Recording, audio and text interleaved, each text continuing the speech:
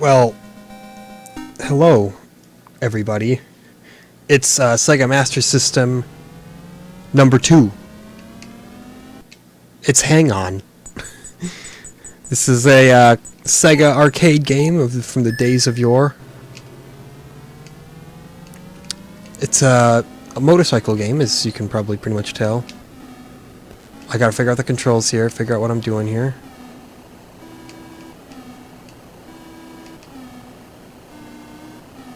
Okay, there's my brake, there's my acceleration. I have a feeling like that. Oh, there we go, okay. I had to figure out how to shift up and shift down. Because I was going to say, I'm not going very fast here. So, why is this game called Hang On? Well, because you got to hang on your motorcycle, you know? Maybe downshifting wasn't great on that corner. So, right off the bat, immediately, big Rad Racer energy going on here. Although, possibly even a little bit faster. Definitely more detailed sprites. Alright, so obviously we weren't gonna make it because, you know, I didn't know how to shift up for a second. So, that's fine, you know. We always take those early L's, those early game overs when we don't know what we're doing. It's fine. You figure out the controls and then you go from there. So, yep, just get your speed up, shift up again, and now we'll be good to go with an actual attempt here on Hang On. Now, as you may suspect, oh, okay, well, you can't even lightly graze other men on their motorcycles, apparently. As I was going to say, as one may suspect here, the Sega Master System version of Hang On obviously does not hold a candle to what the arcade version was doing at the time. This is, well, gosh dang, probably going to be a gimped version of Hang On, but there's going to be a lot of that on the Master System. I mean, heck, just wait till I get to Space Harrier. That'll be a sight to behold. I like the the Doppler effect and the sound effects there.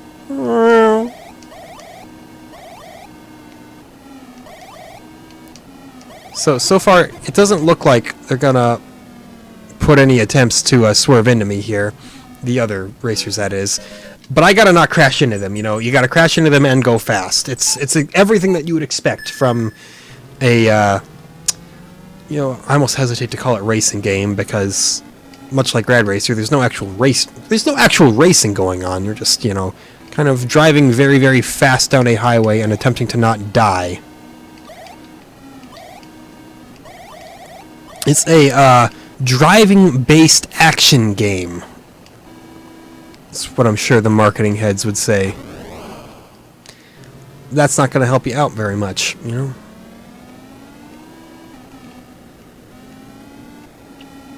It's like, yeah, you don't have lives, so to speak, but let's face it, if you crash more than once, you're not making it to the end of the course, regardless.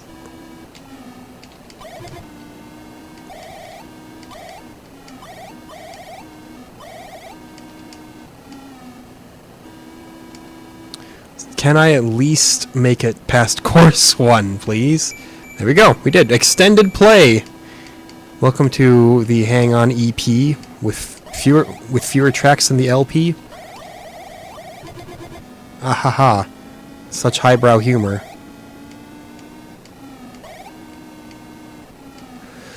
That was a big turn there, not gonna lie. No, much like Rad Racer, it does give you your little arrow cards warning you, hey, there's a turn here.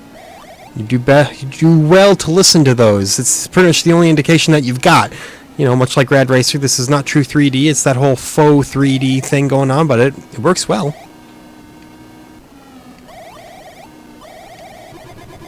So, I would say that, you know, this is Sega's answer to Rad Racer, but really, Rad Racer is more of Nintendo's answer to Hang On. Because I'm pretty sure Hang On came out before Rad Racer did. I could be wrong on that, but... Okay, still on course 1, but we're making good progress here.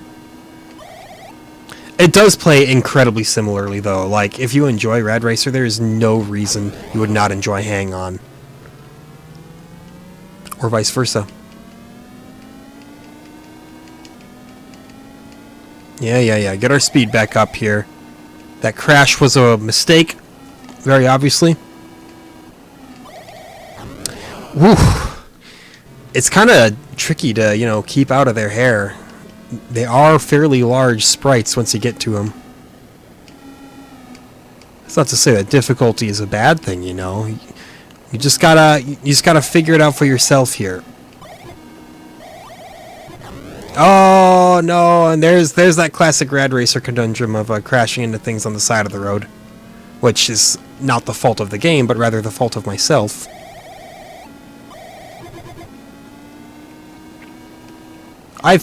We'll still make it. Yeah, look at that.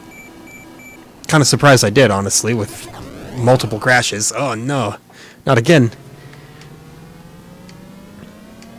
Gotta learn, you know, how to maintain control. Oh, look at that! Look at that skyline! Yeah.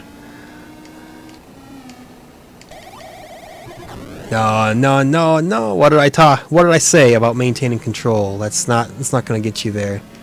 We are on pretty bad pace right now, honestly.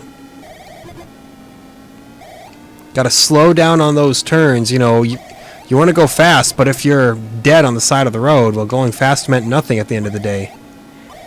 It's a life lesson as well as a video game lesson, you know. You do well to listen to it, you know. That's not gonna do it for you. I had to turn, but that dude was right to the left of me. Much like the real world, if you so much as graze another motorcycle on the road, you're just actually gonna explode into fiery death. Okay, we definitely got further. 69060. A. Yeah, game over. Don't give me that. Well, I guess do give me that because it was a game over, you know. You gotta appreciate, you know, how sophisticated game Hang-On is, though. It's like, yeah, you gotta shift yourself. No automatic shifting in this Sega Master System game. Heck, even in modern racers, I tend to use automatic just because I'm a scrub, and I've always driven with automatic. I did actually learn how to drive manual because of racing sims, though. I don't do it in my normal everyday life because why would I? I have a car that has a perfectly functional automatic transmission system, and it's not like, you know, I'm trying to street race with it. I just use that car to get to target when I need to get there, you know.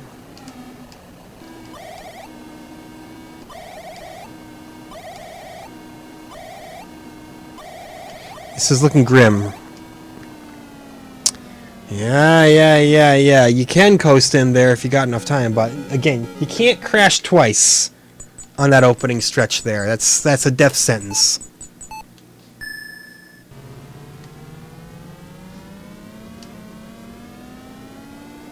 Every 100 kilometers per hour, that's when you want to shift.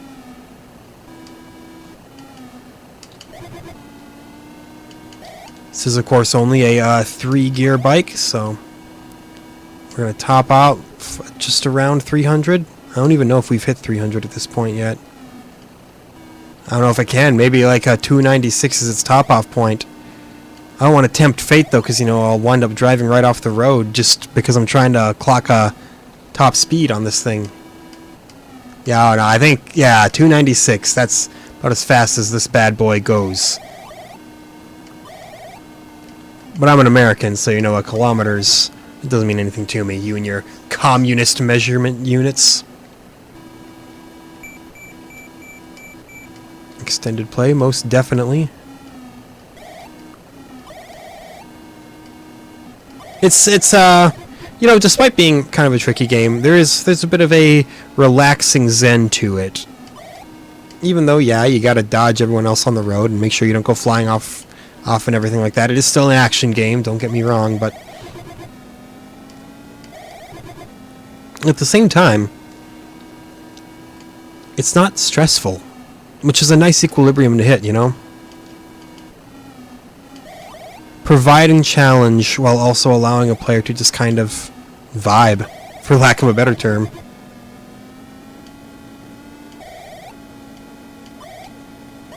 What a right turn. Whew. Yeah, it's 75 seconds on the clock now. The bigger cushion we can get ourselves by the time we get to that skyline area, the better. Ouch! Alright, well, would have loved to not crash there, but what can you do about it? Avoid it in the first place. That's the only thing you can do. I thought for sure that that dude was gonna get all up in our business and that tragedy would have struck, but no, we're still okay. Get on the right side of the road, give yourself the most space possible. Ooh, look at that. We didn't, oh, I was gonna say, we didn't even hear any tires squeal until right there, when we did. Hey, at least if I blow up, I get to blow them up with me, right? I'm taking you all down. This is not road rash, not yet.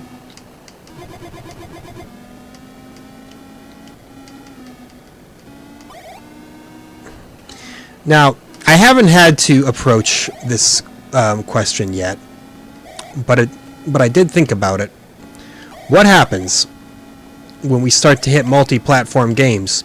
Do I just play a game twice? Once on one platform and another time on the other?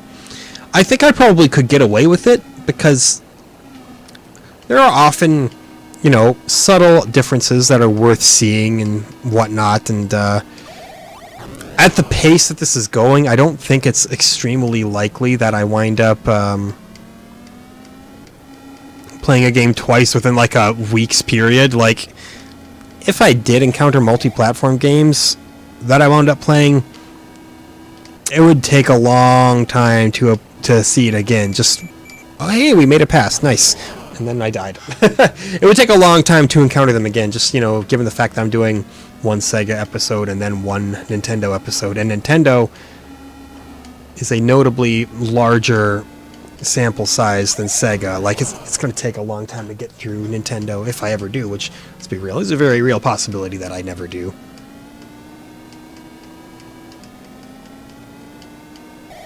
This section now. Oh, no, I lost my traction. This is pretty brutal. The S-curves with, you know, obviously the other racers. The other racers are omnipresent, but the S-curves are really making them difficult to avoid here. Right, I think I've got enough traction to make a turn, and then I lose it and spiral out right into one of them. Oh. Well-made game, though. You know, it's a very simple game. I'm not going to pretend that it is extremely complicated or reinvents the wheel or anything like that. But it's just, hey, look at that! Made it past course 1 by the skin of my teeth. No, it's just it's an effectively fun game, and there's a lot to say for that, you know.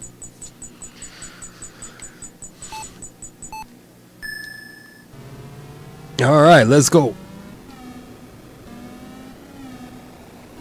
I'm glad they don't just, you know, ram you from behind and kill you. That would be pretty lame. Alright, right off the bat we have died. Let's hope that I can at least make it past, you know, part 1 of course 2 in one go. I make no promises. 'Cause I know how I am.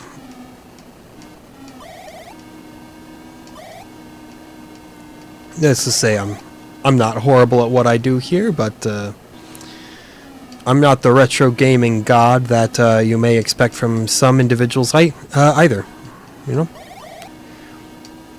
My biggest claim to fame is beating Zelda 2 on the original hardware, and that's good enough for me. That means no save states. I'm not going to pretend I didn't, you know, use a guide. I'm not beyond that at all. I did it guideless up until the point where I just truly got stuck, and then I thought, okay, well, for the sake of my own time, it's interesting how I value time spent with games, because, like, if a game is long, but I am generally always making progress, I don't mind. Like, if I'm playing a game and I wind up finishing it and I dropped like 140 hours into it by the time the credits roll, but I was able to find everything and never felt like I was like spinning my tires, I'm not upset by it. But if it's a game where I spend like, say, 5 hours trying to find out where to go next, I tend to value that not nearly as highly because I feel like it's just not as great of a use of my time. I don't know if that's a common sentiment, but it's certainly how I feel. I'm like, I would rather, you know, spend a lot of time accomplishing something than spend a little bit of time feeling like I'm not accomplishing something. I would have to assume that, you know, when worded like that, that would be a pretty popular sentiment. But I see some people, you know, they'll look at more modern games like The Witcher 3 and stuff like that, and they'll be like, oh, it's just too much of a time commitment. I'm like, well, yeah, but it's never really time that you're spent not knowing what you're doing, at least. Like, you're always getting something done. And then that brings the other argument that does have like validity to it, where people say, oh, well, yeah, but then it feels more like you're just playing a checklist. Those games where they show you everywhere to go and point out every side quest to you, and then you're like, it doesn't feel like I'm really experiencing much. It feels like I'm just going down the list and saying, yep, I did that, and I did that. And I understand that point of view, too. I don't know if I necessarily agree that is not worth someone's time. I still have fun with games that do manage to do that. But again, I'm not gonna, you know, dismiss that as a valid criticism either. That really is when the subjectivity comes down to play there, because I would definitely not call that an objectively bad thing for a game to do. But it's also certainly something that will produce mixed opinions from people. The whole checklist style. These are some tricky roads here. You know, I slowed down a little bit there, but it was all for the sake of staying in it, you know. Didn't want to crash into anybody else. Whew! Feels great when you make it through that clean, though. You know, like, there have been portions where it was tough, and I only made it through because, you know, I crashed and allowed myself a single crash buffer, which, you know, that wound up happening in the end anyway.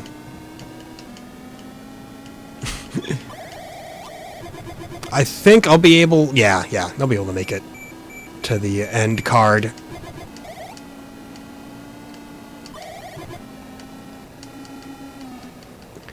I think I was so frustrated with Ghost House that I don't even remember saying that I was going to play Hang On today.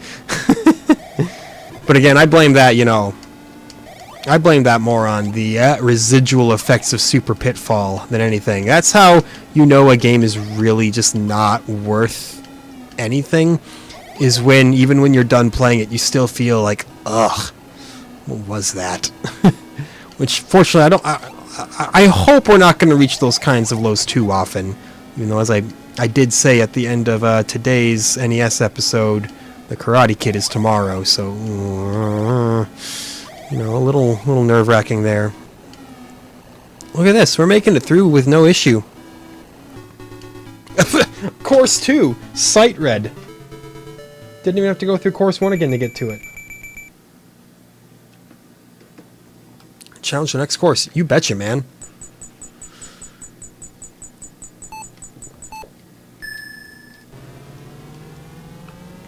But yeah, this is a game you can just like basically talk about whatever you want while you're playing it, you know?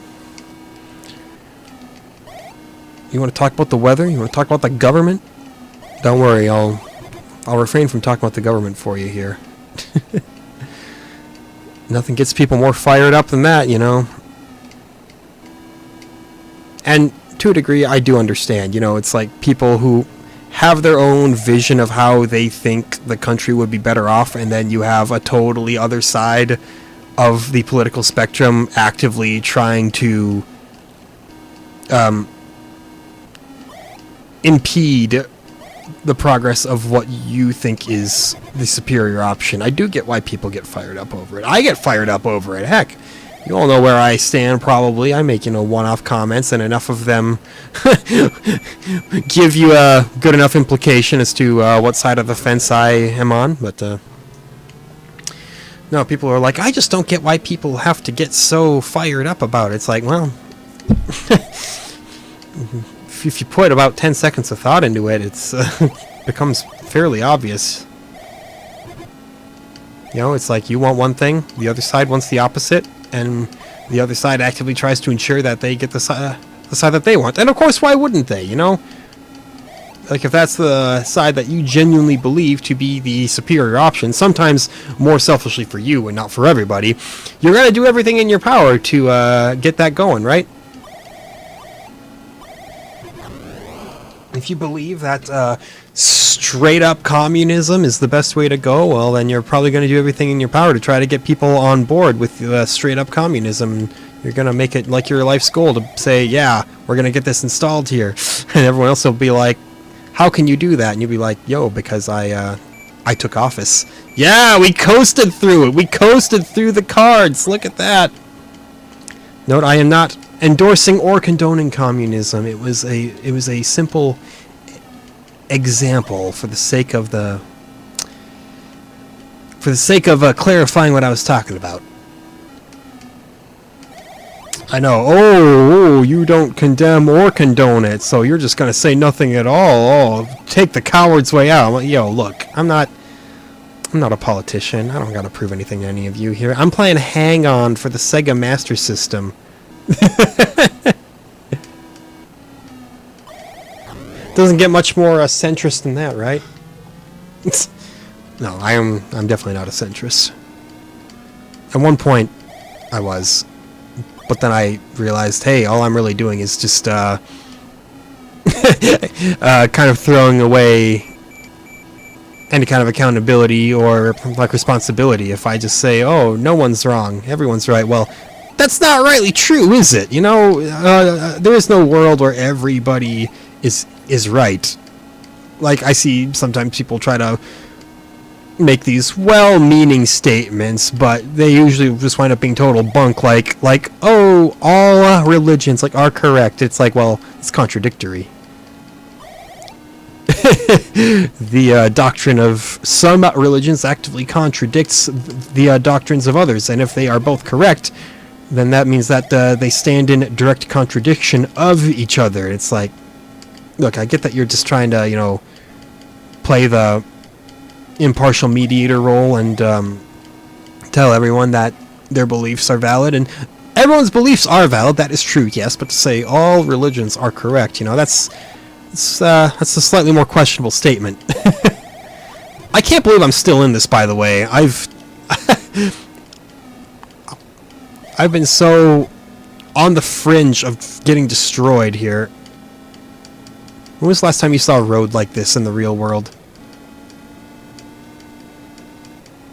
Especially in a desert. Like, how much does the road really have to snake past to keep going in a desert setting? Pretty sure you can afford to be as straight as an arrow.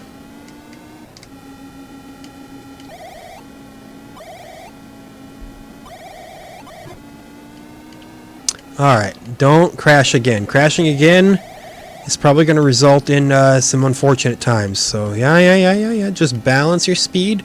Balance your speed, and yeah, we're fine. 12 seconds with that little time to go. Look at that. Congratulations. Course 3 beaten. Man, I'm surprising myself here.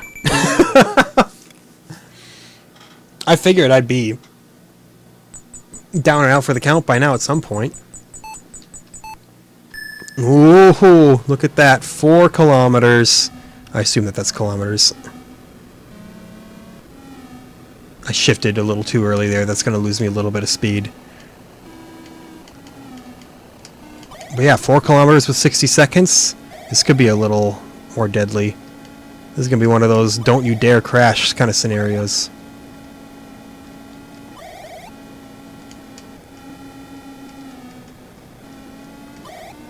Okay. Just finesse it, you know? Finesse it. That's what it's going to take. Finesse with Bruno Mars and Cardi B. That is the sponsored song of this episode. Look, I know Cardi B is a controversial figure. I know a lot of people love her and will call her full queen mode. I know some people cannot stand her. Some people find her problematic. But, you know, there comes a point where you can't deny a certain level of success. And I'm aware success does not equal quality. That's an argument that's been made since the dawn of time. Well, I don't know about that, but it's a very relevant case to be made, you know. There are a lot of very successful acts out there that have arguably been very low quality. Sometimes by design, you know. Sometimes low quality fluff simply does better. I would argue maybe even most of the time. And then, of course, you bring the argument to where you say, oh, well, what defines low quality? You don't have the position to just say if this is better or worse than something else. And I say, well, you're probably right there, you know. No one made me the king of presidents. Nobody said that I can make a royal decree that this musical artist puts out objectively poor quality output.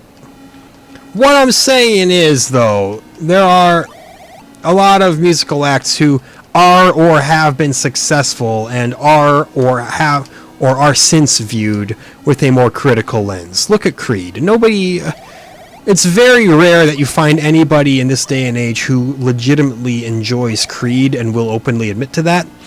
But Creed were an incredibly successful band. You know, they had that crossover appeal. The Christian kids could listen to them, so that got them more sales. The butt rock fanatics were all on board with them in their post-grunge sounds. May I say, I can't think of a genre that has a bigger quality gap from its father than post-grunge. You know, grunge, it was a hugely appreciated movement of its time, and it's hugely appreciated today. You look at all the big grunge bands. I mean, obviously you have your big four: Alice in Chains, Nirvana, Soundgarden, Pearl Jam, and then you can maybe shoehorn Stone Temple Pilots in there somewhere. And then even your like vanguard of smaller acts, you know, like Mudhoney. Heck, even if you want to say Babes in Toyland, stuff like that, and Hammerbox, Grunge Truck. It was a lot of good stuff.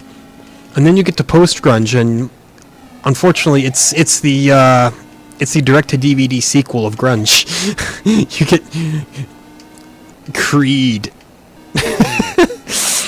There are more examples, of course, besides just Creed, but Creed is the most fun one to pick on. I guess it's not like it's all bad. I don't think Bush are that bad of a band. Although, they might actually be like one of the best examples of post-grunge that I can think of quality-wise is Bush. You know, they had several pretty good songs, and they have aged. They do still sound like, you know, a product of the 2000s or maybe like the late 90s. It's not embarrassingly so. Like, I don't feel embarrassed when I hear a Bush song come on the radio. Why would you feel embarrassed for hearing a song? I don't know, man, because people are neurotic, myself included. There's your straightforward answer. Whoops. Yeah. Course 4 beaten. So, apparently, you know, once I figured out what I was doing in Hang On, you know, it just became the easiest game known to man. Which means I'm going to completely eat it on Course 5.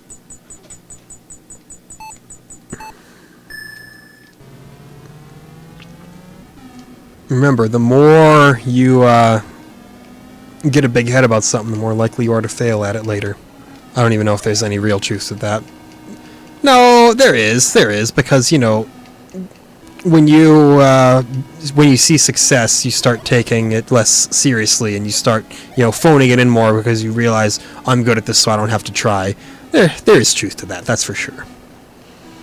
I don't know why I questioned that for a moment. You know, sometimes you question things that you should know, and then you just think it through a little bit, and then you realize, oh, that's a simple thing to answer for myself.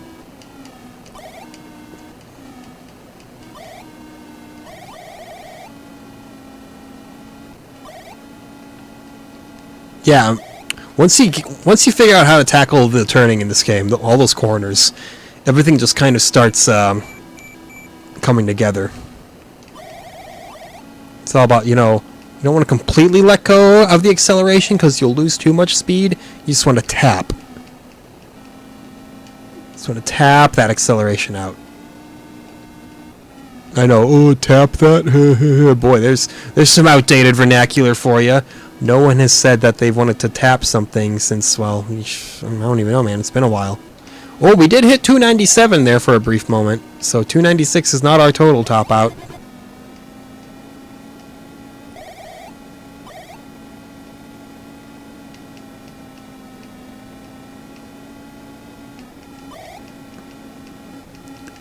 Look at that. See, I'm not going to make any bold claims like I've mastered hang on, but it's been pretty smooth sailing, you know? Especially, you know, compare. Ah, no. I should have learned this by now. Don't give yourself credit, because then it'll start coming apart at the seams. Okay, it's okay. It's only one crash. You know, don't make a mountain out of a molehill here. You can recover from that much, I presume. I know we're on course 5, so maybe it's getting a little more strict and stringent with the time. But you know, don't throw in the towel at least. Give it your very best shot. That's what's most important. Take that inside line, outside line here, continue on the outside, pull into the inside. There you go. Don't worry, I've memorized the entire racing line for course 5 and hang on.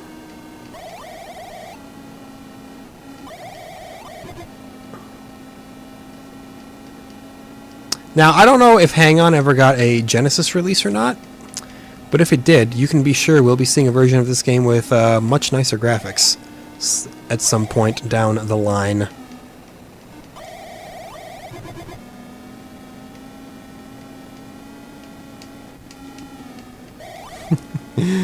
Oh, those Doppler effects. They don't get old, man. No, yeah, this is a very pleasant entry after Ghost House.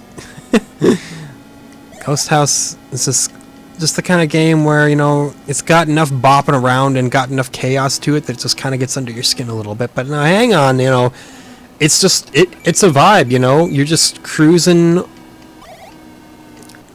down a desert road, apparently, with a sunset in your eyes, and you're saying, ah, yeah, life on the road, am I right?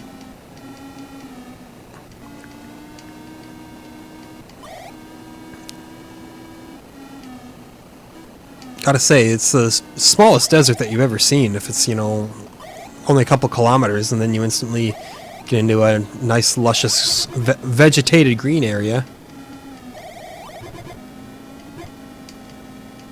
I know. Low-hanging fruit. Oh, you're really gonna pick on a Sega Master System's sense of scale? No, I'm not actually. That's not a legitimate criticism. It's just a bit. I don't know what to tell you, man. We're doing a great job.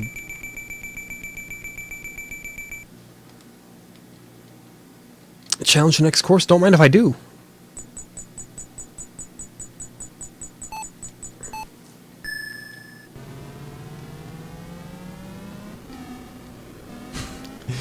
Yeah. We get immediately past there. It's fine. It's fine.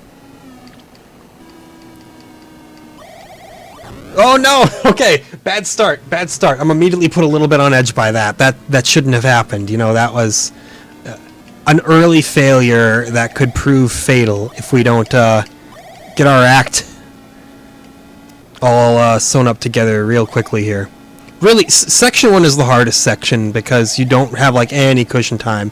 You have what the game starts you off with for time, and that's it.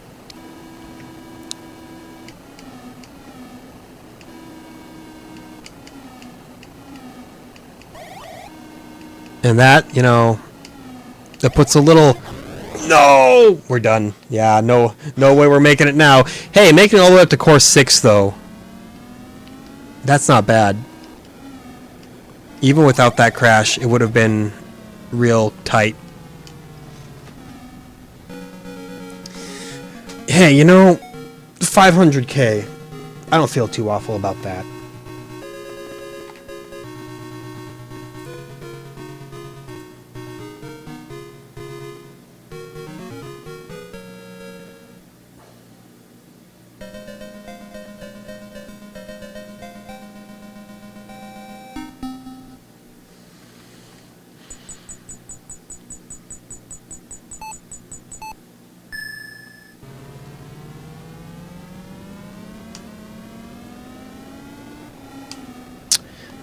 But you know, when you fail, you just get back on your high horse and start again. From course 1, which I haven't been seeing much of a difficulty curve, to be honest. Like, it's felt pretty similarly difficult the whole way through.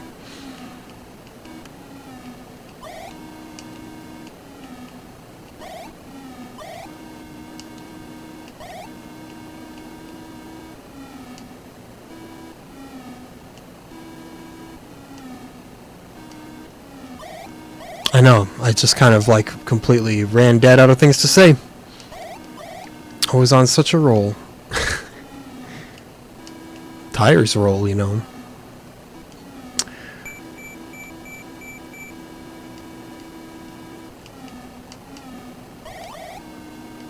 But yeah, it feels less like the game gets harder and harder and harder, and more like, you know, you yourself just kind of get a little fatigued while keeping your eyes open.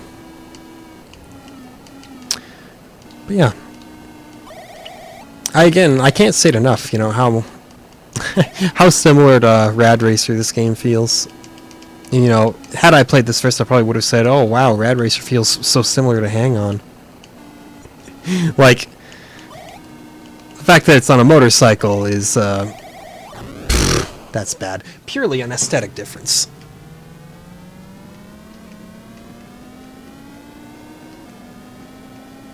Yeah, you stay away from me, other motorcycles.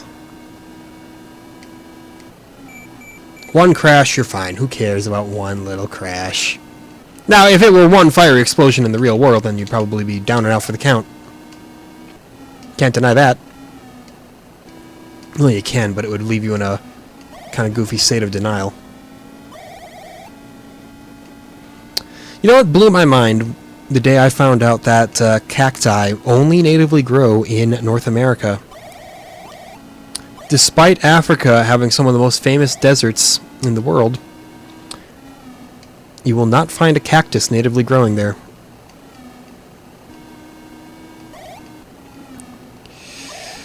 And then you might say, wow, really? Not even South America? It's like, well, there's really not a lot of desert in South America. I don't think there's any. It's, you know, it's all like rainforest and some tundra if you get far enough south.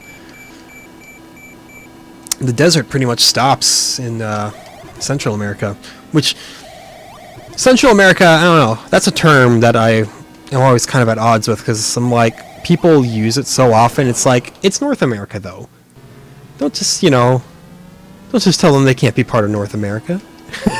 You know, without Central America, North America is a pretty boring continent. We got the U.S. and Canada, and that's it. No. We need our friends in Mexico and Panama and Nicaragua and all that, you know. Sorry, I admittedly cannot name every country in North America.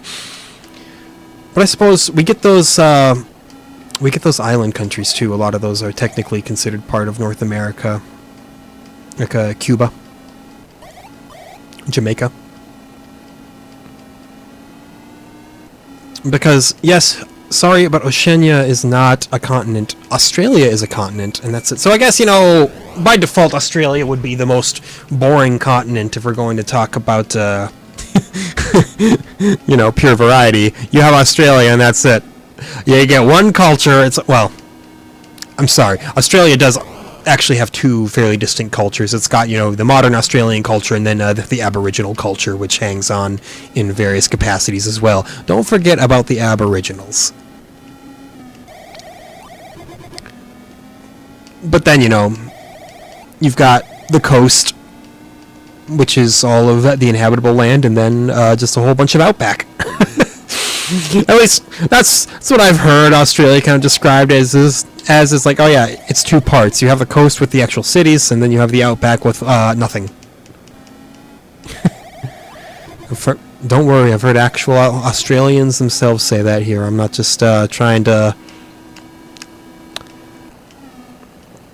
completely astroturf their whole country with my own power. No, no, no.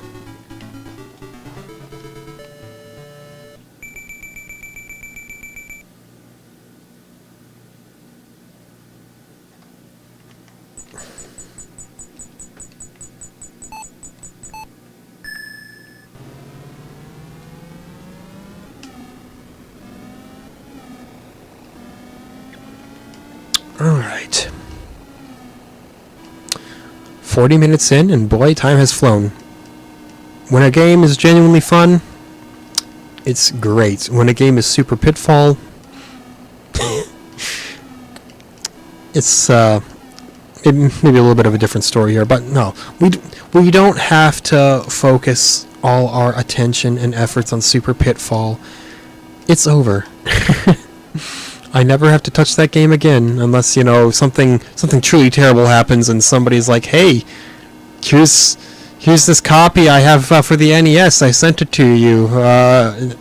Now please beat it so that my sending it to you was not a waste." And I'd say, "You are a foul human being."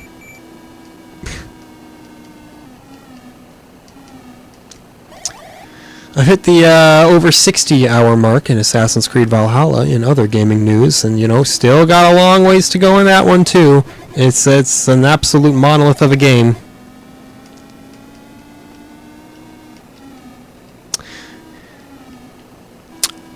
But still fun. Still not agreeing with the people who are like, "It's a slog. I hate it." I'm like, well, it's fine to dislike it.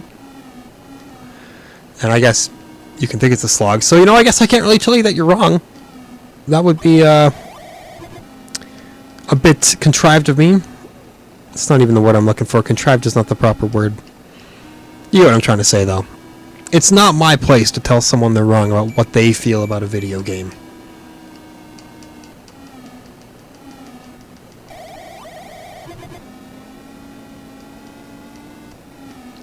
I just like more positivity in the world, which is why, you know, with a game like Hang On, it's very easy to show that positivity there. You know, you're just vibing, you're just having a good time, just driving through the desert, and you're saying, "Man, could life be any better?" I'm not, you know, implying that Hang On is the greatest driving game of our time or anything like that. But boy, it's sure the best driving game on the Sega Master System so far. We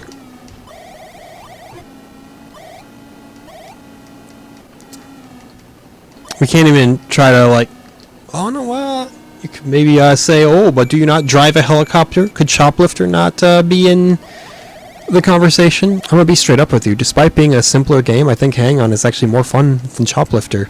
And remember, I actually had a pretty good time with Shoplifter. I wasn't that great at it, but I still think it was a fun game. But Hang On, you know, this is sublime, you know.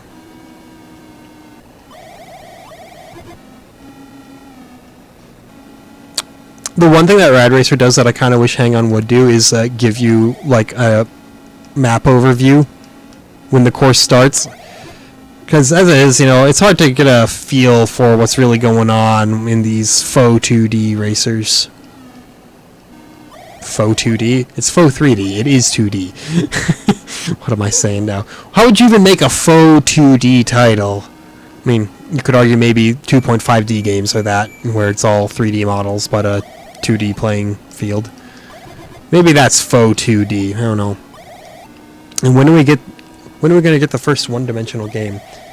Actually, stupid question. I think it's already been done. I think somebody made a Flash game that was literally just a single line, and you had to deduce what was going on by the different colors in the line and all that.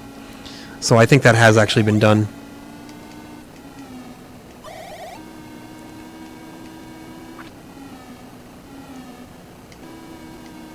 Now, 4D. That's the question. Get me a 4-dimensional video game. We don't even live in a 4 dimensions, so I don't know how you're going to manage that. It's all full of Mobius strips.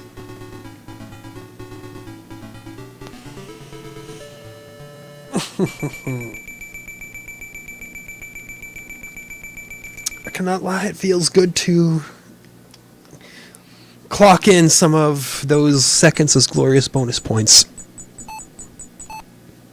I just now realized that it's always 4 kilometers with 60 seconds here, so yeah, course 4, having that and onwards, that doesn't actually make it any harder.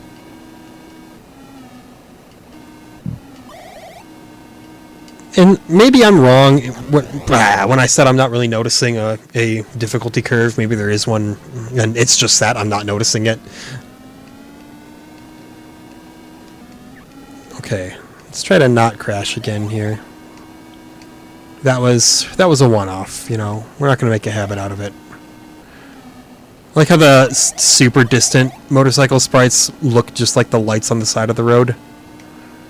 I mean, I can still tell what they are, so it's not a problem or anything. I'm not saying, oh wow, I like how they did that to make the game unplayable. No, no, no, no, no. Oh, we are cutting it close. I think we're going to wind up coasting through. No! We couldn't even coast. 0.02 left. Well, that doesn't make you feel so good. That makes you feel a little bit like a chump, to be perfectly honest.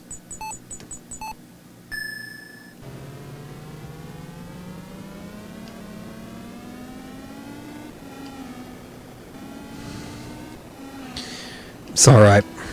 We will have our revenge on the world.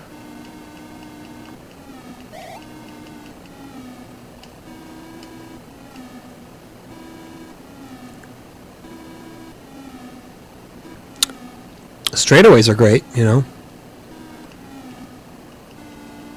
Look at that, no tire squealing at all. We're driving smooth.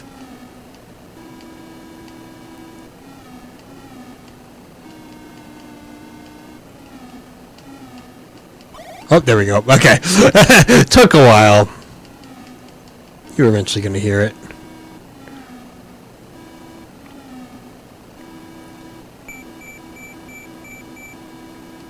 I wonder what, like, the best possible time is for these courses. Like, you know, there's always a theoretical, like, best possible performance.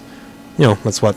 It's exactly what tool-assisted speedruns are for, is to, you know, get that perfectly ironed out and say, what is the theoretical limit on how well this can be played? We're not going to hit that limit by crashing into stuff. Just want to make that perfectly clear.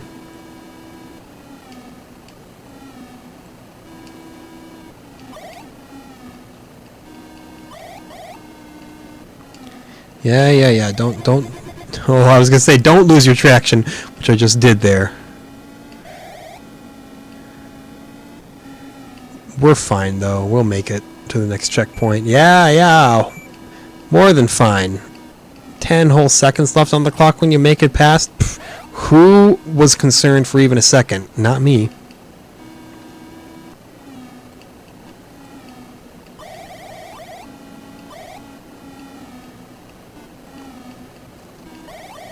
I wonder how many courses are in this game.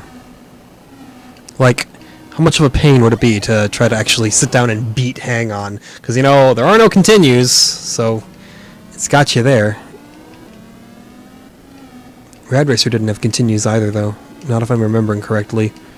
I know it wasn't that long ago. I shouldn't be at the point where, like, am I remembering properly? It's like, boy, are you senile? Oh, come on. It's course 1, boy. Let us through.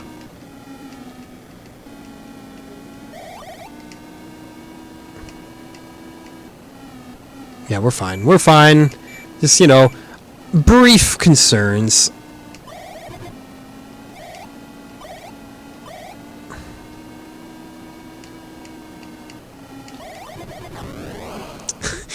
Concerns are made slightly less brief when you make a follow-up mistake like that.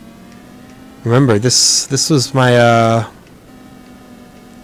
well, I was gonna say this was like my first big bottleneck was this zone, but no, I actually I only game overed here once, and then I just got needlessly scared of the zone. I thought, oh no, I died. Time to fear the skyline.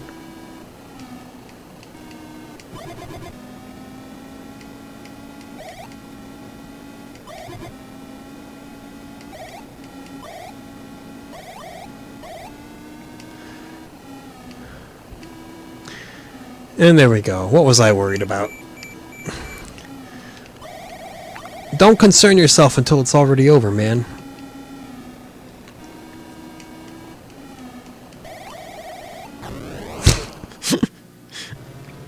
We'll talk about that later. By that I mean I'm going to throw it on the back burner and it will never be discussed again. But because it's on the back burner, it'll just kind of melt forever. You know, I'm probably mixing my axioms here, but it's fine.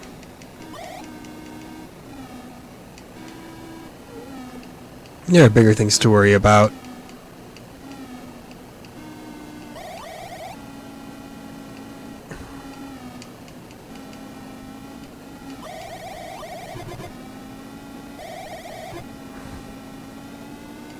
What can I say? You know, just gotta appreciate the open road.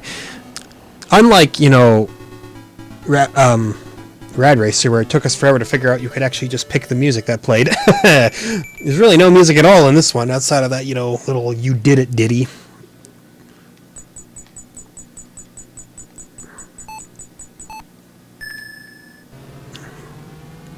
Let me at him, man. Let me at him. Whoops. I was gonna say, don't go into top gear that low. That'll not save you any time. Would someone say Top Gear? It's a pretty good show. You know, actually, I'm not a big car guy, but I cannot lie.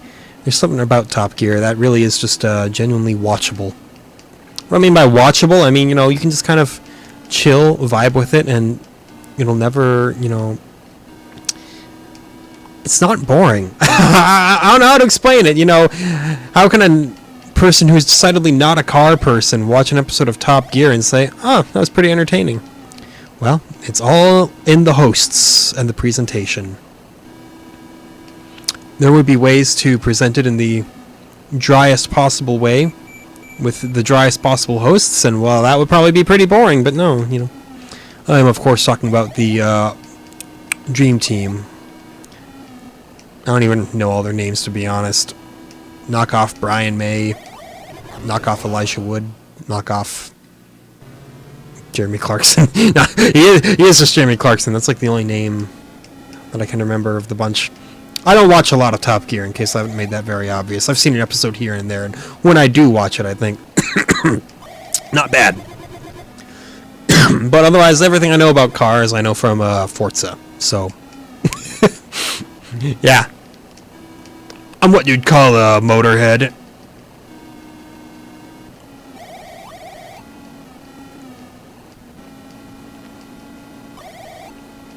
I can tell you the exact brand of motorcycle that I'm driving right now. It's a Kawasaki. Actually, it probably is, you know, Japanese game. So the Kawasaki or a Yamaha. But you bet this is no Harley Davidson. Well, you can tell from the fact that this guy is wearing a helmet that it's not a Harley Davidson. Shots fired.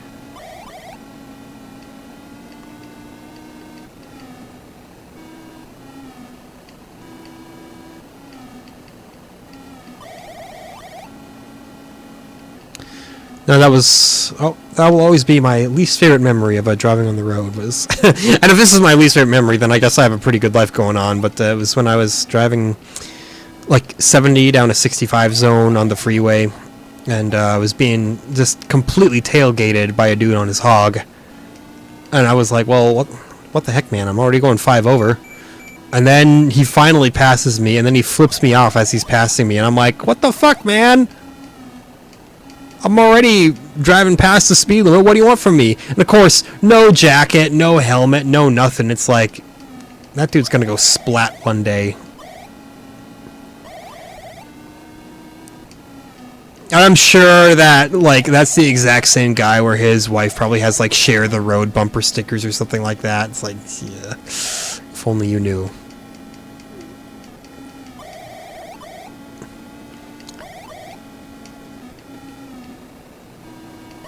And I don't know, maybe there was some obscure, like, motorcycle etiquette that I wasn't getting that he was waiting for me to do, but it, like, this was a multi-lane highway. It's not like I was taking up space that he couldn't get past me, and there was, like, nobody else on the highway either, so it was really questionable. Yeah, and yes, the fact that I still know all of these details and still cite it as such an unpleasant experience means that that man does in fact live completely rent-free inside my head. So congratulations to him. That glorious redneck who just could not spend 10 more seconds behind me. That was about the distance that it was to the exit that he took, so yeah.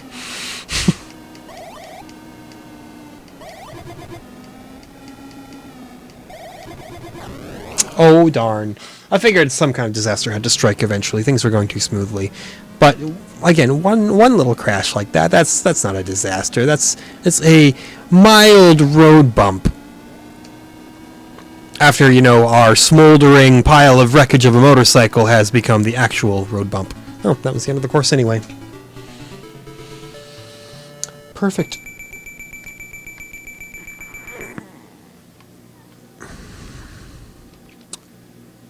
Challenge, next course. You know it.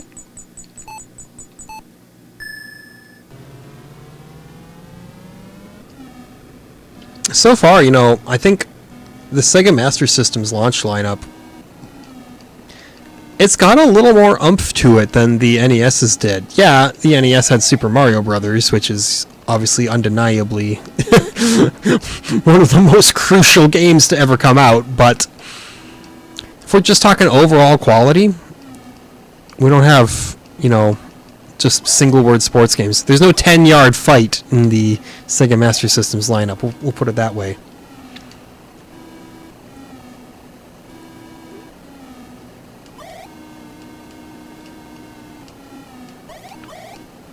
We'll get our fair share of sports games, don't worry. The great sports line, great baseball, and stuff like that.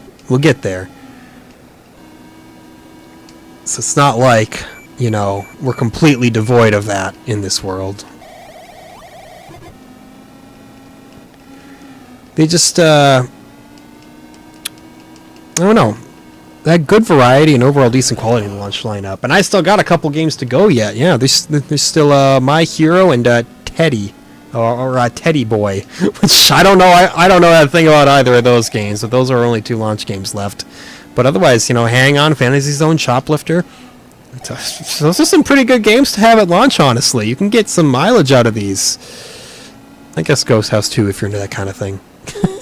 I say again, maybe in an alternate world, I would have higher opinions of Ghost House. It's hard to say. But that was the perfect storm. Maybe someday I'll go back and reevaluate it. Heck, maybe one day when I actually get myself a real Master System, maybe I'll just get a copy of it and say, why not?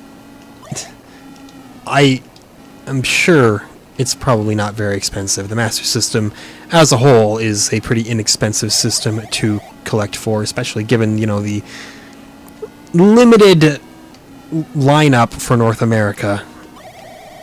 You can build yourself a full set and maybe... I'm sure there's a couple games that would bite into your budget a little bit. There always are. But as a whole, I've seen the prices for it, and it doesn't seem to be that brutal. Not like the Super Nintendo, which is just getting more and more expensive every year. For games that aren't even that rare, like Earthbound. Earthbound is not a rare game, but boy, if the market hasn't done its best to make sure that it is an expensive game. sucks too. It's like, dude, I just want to play Earthbound. That's all I want. I don't want to have to resort to a repro cartridge for it, you know? Oh, that's time. I just looked over and realized that was right at time. Okay, that's Hang On. You know, it's a lovely game. I enjoyed it quite a bit. A fantastic little racer to get the Sega Master System started as part of its launch lineup here. Tomorrow we'll be looking at the launch title My Hero, and we'll see if that continues the trend here. So thank you so much for joining me yet again. We will see you next time. That's it.